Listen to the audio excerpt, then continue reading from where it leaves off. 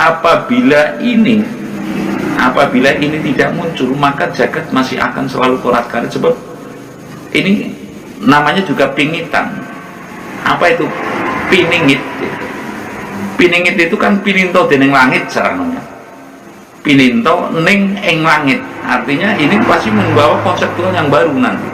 Konseptual yang baru, tatanan dunia baru ibaratnya, dengan hukum-hukum yang telah hak diberikan secara hak dari alam kepadanya, dari Allah kepadanya, untuk menata dunia ini.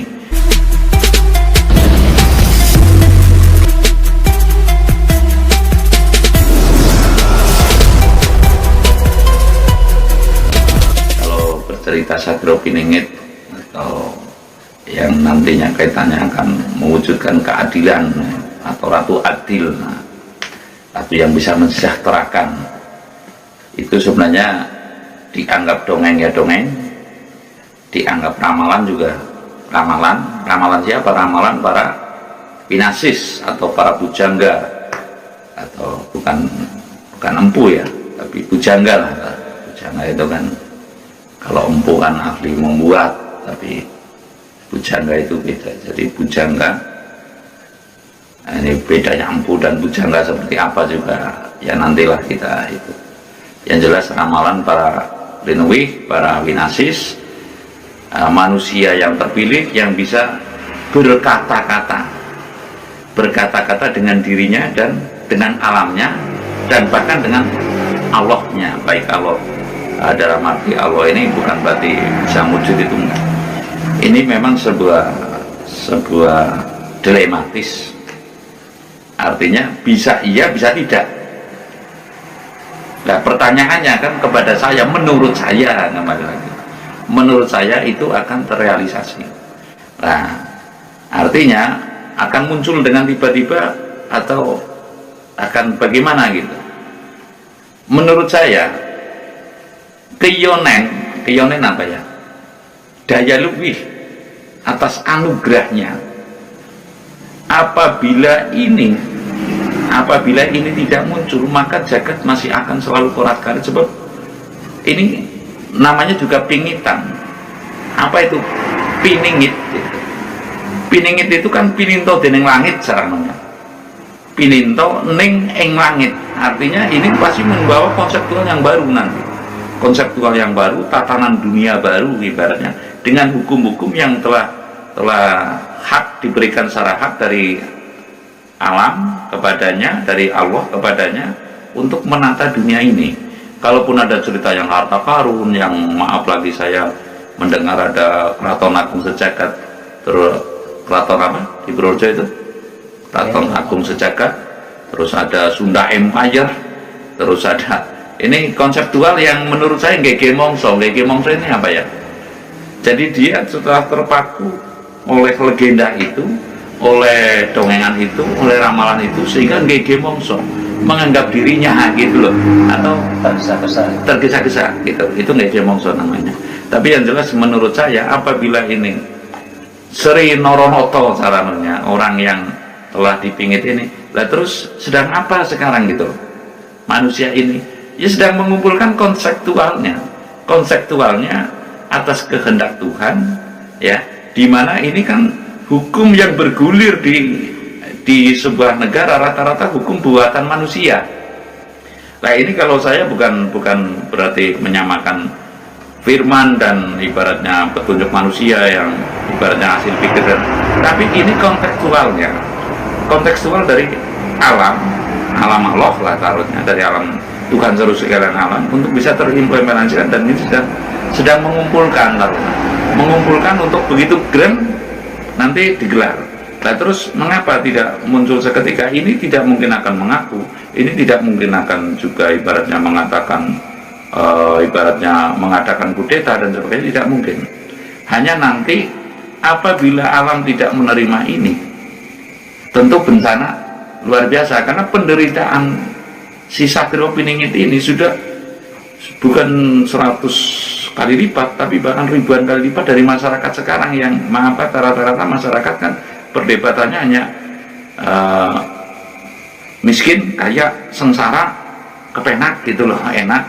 Nah kalau ini mencari inti hidup, artinya dia punya harta pun pasti langsung dibuang begitu saja, karena harta itu tidak menjamin manusia itu tahu pada esensi hidup. Nah terus hukum hidup, nah nanti setelah itu hukum alam, hukum hidupnya manusia, hukum kenegaraan, ini sedang diplot terus ibaratnya oleh si Satrio Piningit itu. Jadi intinya Satrio Piningit itu memang semestinya masyarakat juga nebun-nebun enjing sejawa sonten gitu. Sebab nanti dia jika demikian tidak akan bisa terbentuk jiwanya satu kedua kalinya secara hukum alam. Kedua kalinya ini memang prasetyanya pernah dengar nggak itu ada orang yang najis berkelima nyarta dunia jika tidak bermanfaat untuk akhirat ibaratnya. Secara tidak langsung Kanjeng Nabi Muhammad pun lakunya begitu, najis berkelima nyarta dunia daripada tidak berguna untuk akhirat. Seperti Bung Karno pun demikian, bahkan pahlawan semua, merdeka atau mati apa artinya. Ini loh, sehingga terbentuk jiwa yang murni, yang tulus semata-mata untuk ibadah sesuai dengan anjurannya inna sholati wa nusuki, gitu loh, wa mayahya wa mamati. Ini kemurniannya. Jadi tidak mungkin akan muncul dari maaf kata sekarang. Mengapa Indonesia merdeka ketika itu tidak terlahir dari Kesultanan Cirebon atau Kesultanan Yogyakarta atau tapi justru Bung Karno, karena Bung Karno inilah yang ditempa, yang dipingin. Dan Satrio Piningit ini berulang-ulang loh mas. Hanya yang didambakan oleh itu kan yang bisa mewujudkan kesejahteraan secara seksama baik di Indonesia ini, bisa menjelaskan inti-inti sari hidup, hukum alam, hukum Tuhan, sehingga bisa betul-betul pemerataannya ini tidak omong kosong. Pemerataannya ini diberikan suri tauladan. Jadi sama sekali tidak tergiur oleh pempas dunia, oleh hiasan dunia, sama sekali. So dia dibentuk oleh alam dan berprasetya tertentu gitu. Yang intinya kayak Kanjeng Nabi Muhammad kan najis berkelima harta dunia apabila tidak berguna untuk akhirat. Ini loh. Dan sehingga hukum pada saat itu Kanjeng Nabi Muhammad juga membawa hukum baru yang atas Kanjeng Nabi Muhammad baik secara fungsi maupun melalui perantaraan malaikat dan sebagainya, yaitu sesuai anunya sana lah.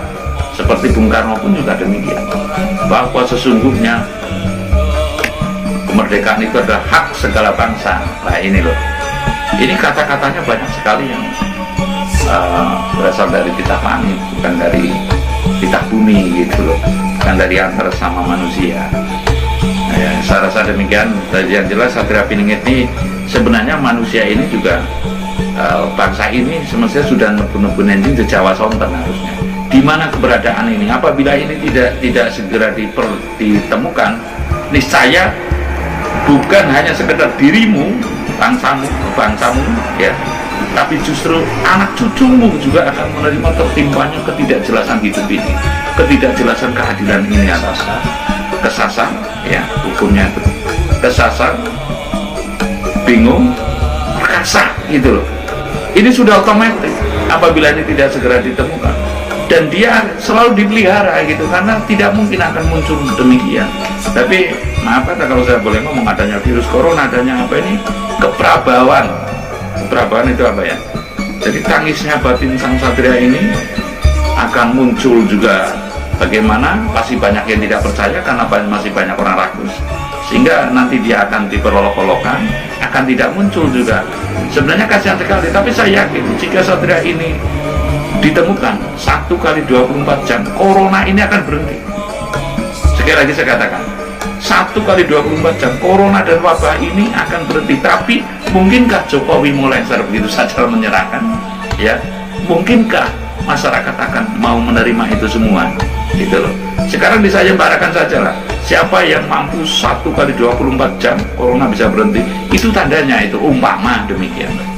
Umpama, saya rasa demikian. Terima kasih.